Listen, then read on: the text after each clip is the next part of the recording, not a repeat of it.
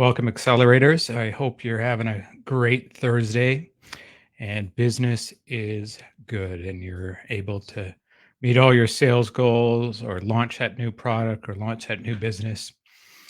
I've got a bunch of questions here I'm going to dive right into, starting with Selena. She's got a question about international importing. So, first of all, I got to qualify my areas of expertise. I've done lots of importing, but never for a business, other than importing talent, hiring people from other countries to work within a country. Big part of that are free trade agreements. Definitely, in this case, Selena is looking at importing from Australia to the United States, I believe. Um, she's got an overseas vendor and she's struggling to find a way to import the products. So one of the things I would do immediately, one of the things I do immediately would be get on social media and ask, who do I know, who in my network knows a lot about importing, especially from Australia? So post that on LinkedIn, post that on Facebook, post that on your Instagram, and if you're on TikTok as well. Really try and use your network to find people who are experts in that space. I know that you've approached some import export firms and some attorneys. I'd probably hold off on the attorneys until you can find somebody who can handle possibly the whole importation process or the brokerage process. So, and ask the company that you're thinking of purchasing from as well, because they might already have a vendor in the United States. They might already be exporting. So, really ask the company that you're thinking of buying your products from, and then ask your network as well.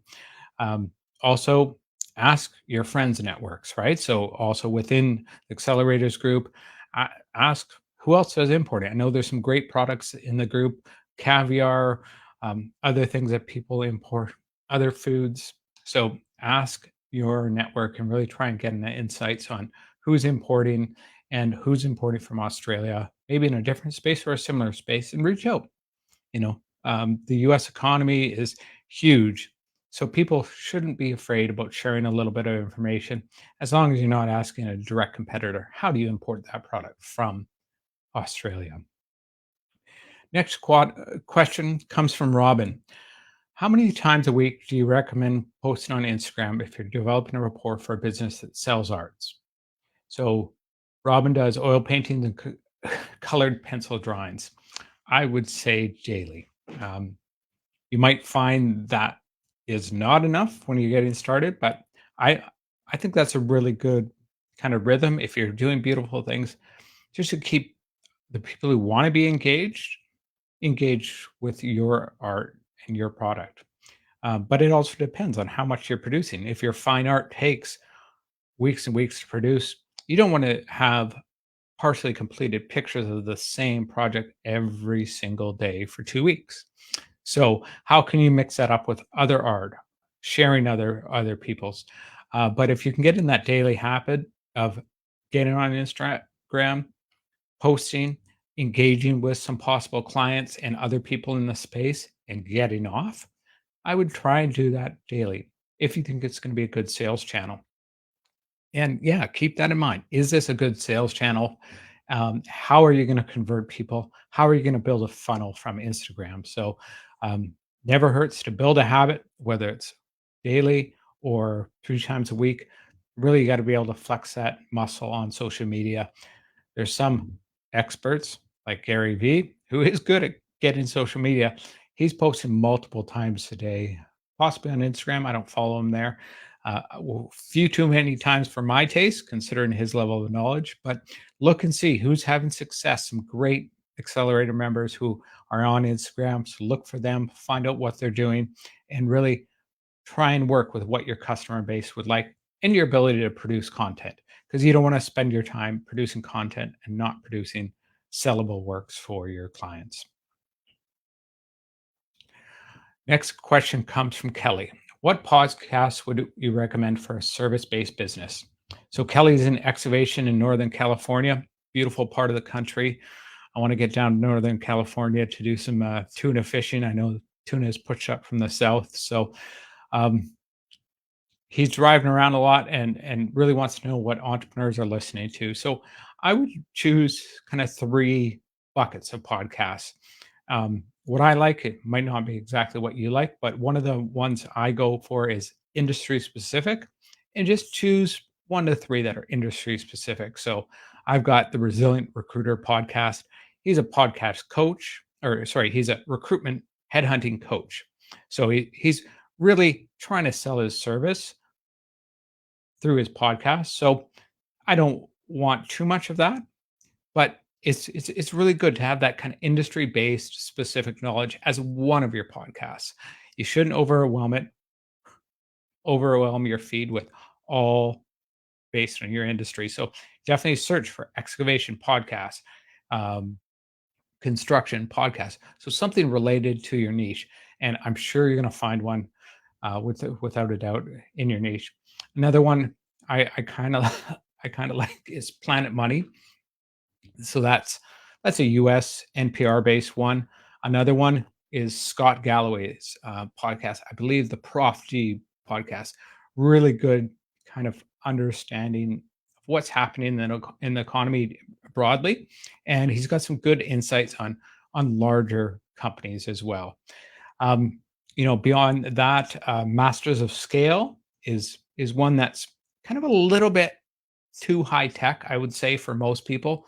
Software as a service niche, but it's good to understand what is happening in that space. So, pick three, try them out, and remember, you should be able to finish your drive and get one takeaway, one actionable thing that you should do for your business, or you can take away as a leader, right? So think, did I just listen to that podcast and did it sound like a commercial for the person producing the podcast, or like they might end up selling to that person?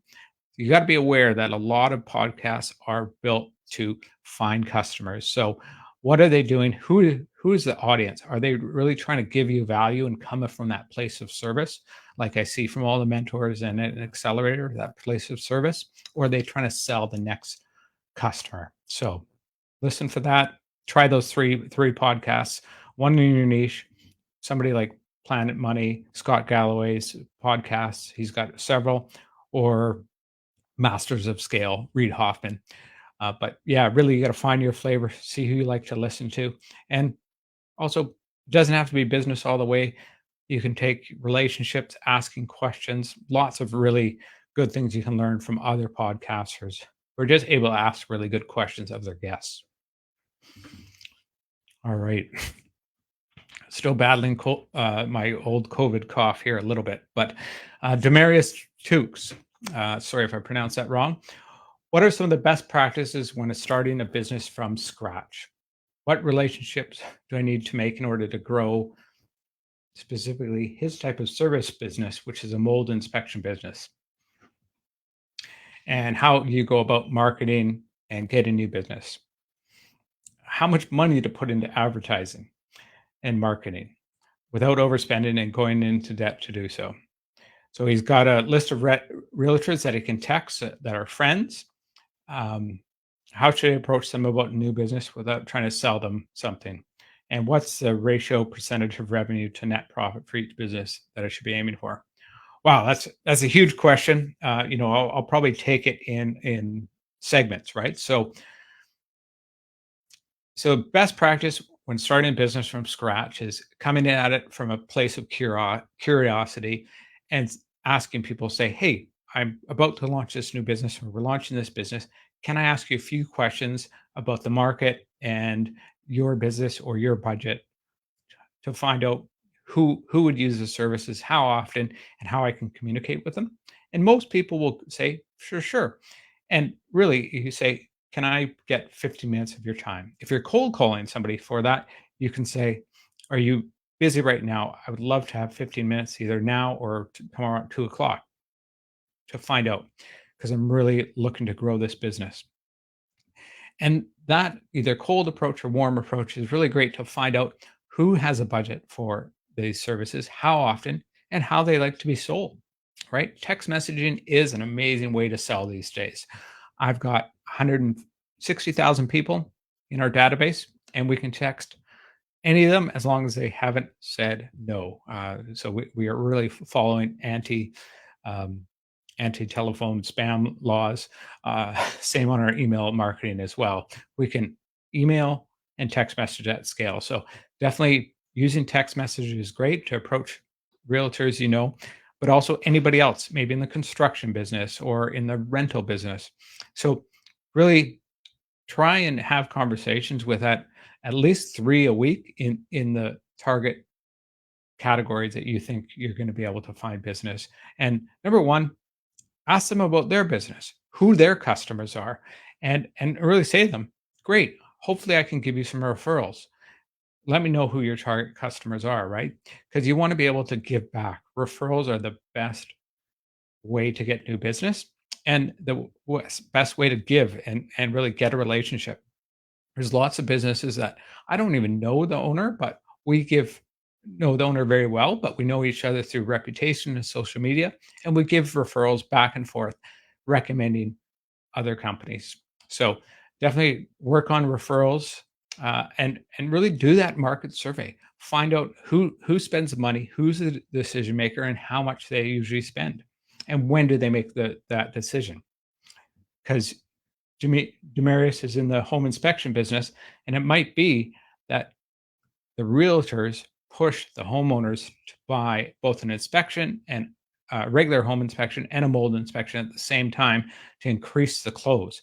Or they might be like, oh, I don't like to ask for a mold inspection because I've lost sales that way. Ooh, probably not a good target realtor to engage with, buy a coffee for every 3 months. And right now, realtors are a little bit slow. We're seeing a little bit of a dip in the market in most parts of the country.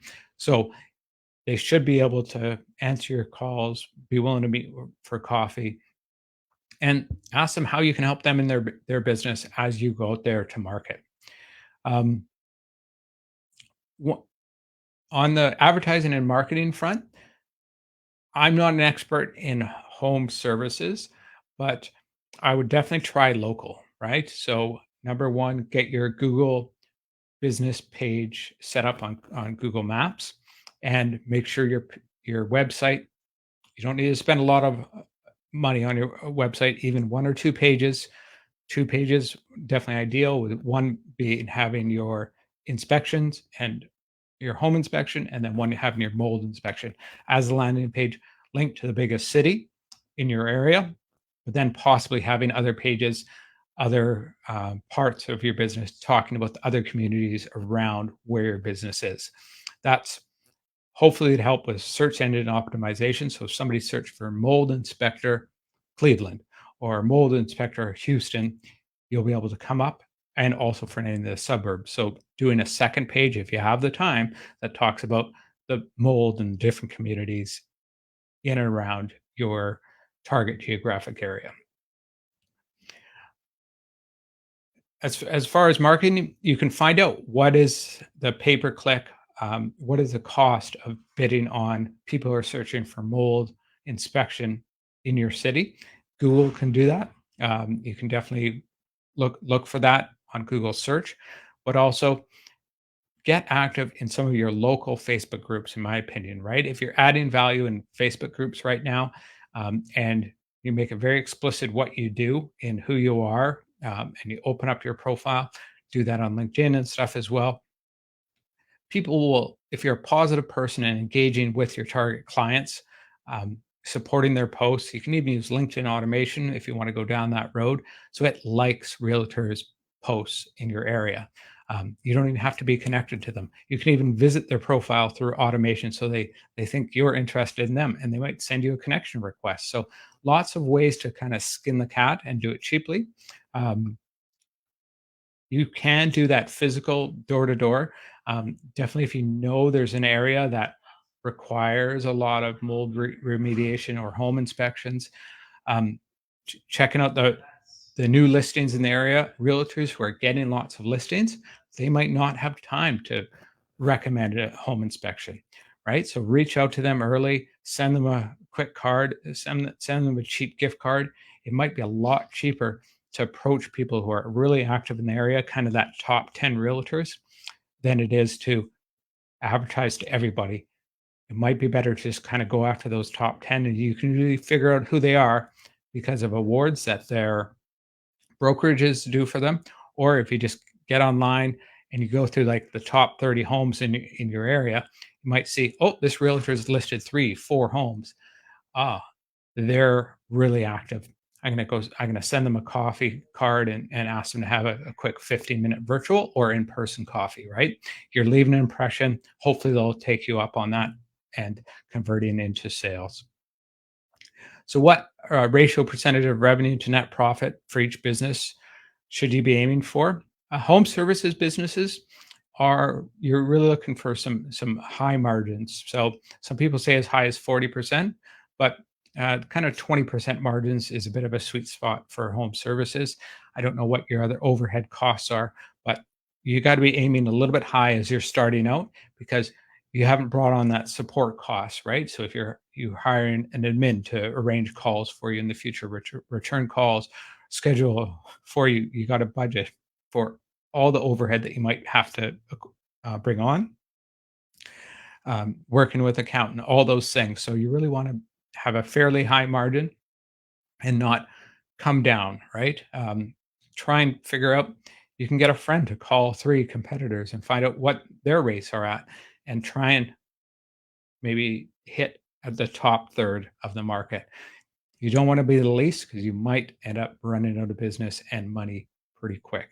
So try and figure out what the margins are going to be for other people, and make sure that you're not at the bottom, but you're somewhere up in the top third. Is my personal opinion, and also ask what are people willing to pay, because it's not so much what should I charge. Sometimes it's what are you willing to pay for good service. What makes it a good service? What would make a difference if I could do 2 services at once? Would that help you or your client, right? So really ask some really good questions, meet with people, figure out who your target customer is. Next question is from Demarius Tokes. Nope, sorry, that was already hit that one. Next one is Rohit. When do you know it's time to quit your job and go full time in your business?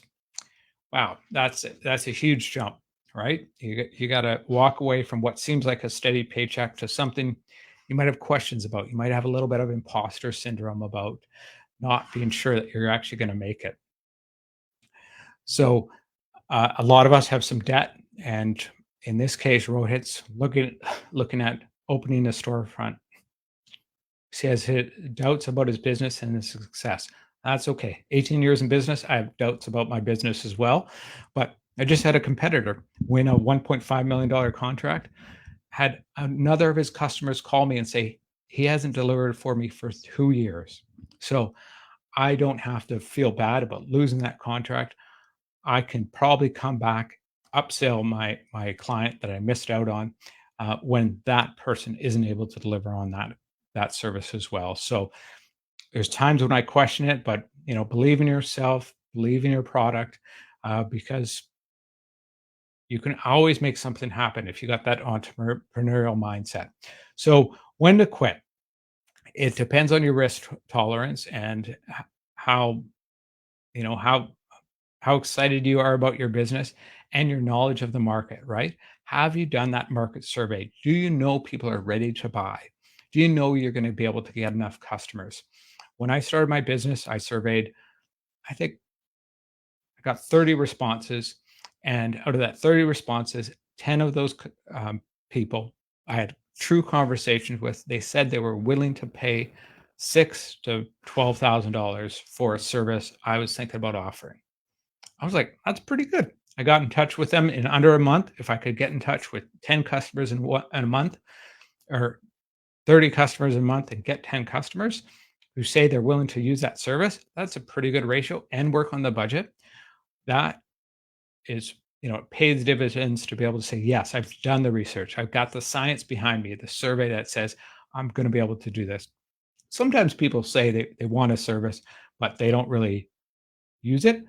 A good question is, when was the last time you bought that and paid X for it, right? So then they're like, oh, it's been 3 years. You're like, oh, so one of those 10 doesn't purchase very often. So you got to figure that out as you're doing your market survey. One of the things that I did is I sold my pickup truck at the time. So I had a Chevy half-ton pickup truck. I don't know what it was worth at the time, maybe 6 grand, 7 grand, 10 grand. It was a long time ago, 20 years ago. And I bought a car at zero down and ended up eliminating my maintenance cost and cutting my fuel bill in half. So I was saving money, and I also had $7,000 in cash to be able to pay my rent, but also invest in marketing and stuff. So how can you maybe change your lifestyle or find ways to deal with debt out of the box, right? If you've got a car, could you use Uber for the first few months of the business? If you need a car and it's affordable and good on gas, then keep it. Where's other ways that you could kind of make sure you've got a bit of a financial cushion other than having to work two jobs? Because really, if you're not able to have somebody go in all in on your business, how can you get employees to be fully committed on your business if you're only there kind of a quarter of the time because you've got a full-time job? So I'd really encourage you to know your market, know how you're going to make sales, and then when you're ready to take the jump, but have a little bit of a financial cushion, right? If the employment rate is super high in your market right now, and if things don't work out in 1 or 2 or 3 months, you can get a job, great. Have a discussion with your your current employer's competitors. If you can have a confidential discussion with your manager and say, hey, I'm thinking about making a move. Would you hire me back if things didn't work out? That is also great exercise. Um, one thing, I think it comes from Tim Ferriss, kind of one of the Stoic principles is imagine the worst case scenario. And what I believe he does is he goes camping just with a t-shirt and a blanket and a pair of pants, and he spends 24 hours out in the wilderness. So he says to himself, what is the worst that happen if I lose everything? I'll enjoy myself camping, right? So being homeless seems like a extreme thing for a lot of people, right? If we've got credit cards and family and debt, but really we can always bounce back on our feet. We're really resourceful. So don't worry about the whole world collapsing. Just say, do I have a good financial plan on where I need to go and enough leeway to get there, right? If I'm going to need 3 months of inventory for my business, what am I going to have to do to make sure I've got that money if sales are slow in the first 6 weeks? And also have a drop dead date. I'm fortunate that my business has been cash flowing really well from about month 3 or 18 years ago, but I'm always starting other businesses. And my recommendation is if it doesn't cash flow in 6 months or 8 months, right, where you're actually getting something back out of the business, you need to have that drop dead date where you're like, okay, this business isn't good. I'm going to go back and get a full time job until I figure out key to making this business work or another business. So, really kind of gameplay it, figure it out in your head, map it out. How do I feel comfortable either making this investment, making a better investment, and what am I going to do to get there and plan out that cash flow, both on the personal side is what I need to do to feed the kids. This is where I can get some help from my partner, my wife, or my parents in order to get me through this gap as I make things happen. And don't ever skip that conversation with your customer. Make sure they know, make sure they spend the money, how they spend their money, when they spend their money, because there's nothing worse than finding out people don't use your service. And in most cases, people are spending money somehow, and you just need to find out when and how they spend it and whether or not you can provide a better service. That's great. Just going to whip back through the questions, see if I've missed anything. Yeah, really looking forward to seeing Robin's posts on Instagram. I'm not as active on there as well, but I'm going to look at that. I don't know what you get from Australia, Selena, but I'm a big fan of Australia. Some of their boats are amazing and good people as well. I've got a team member who's originally from Australia.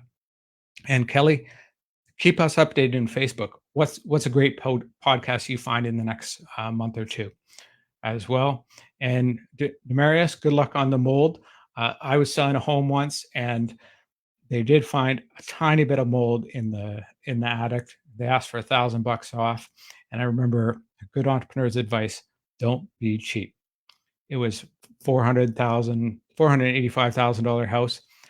I was like, $1,000, is a very small price to pay. So I think you provide a good service for your customers, because if that had been a lot of mold, it would have blown up the sale, and your services would have protected that home buyer. So glad to hear about your business. And Rohit, let us know if you make the jump and when you open that storefront as well. We're really interested in how you do. Thanks. I'm out.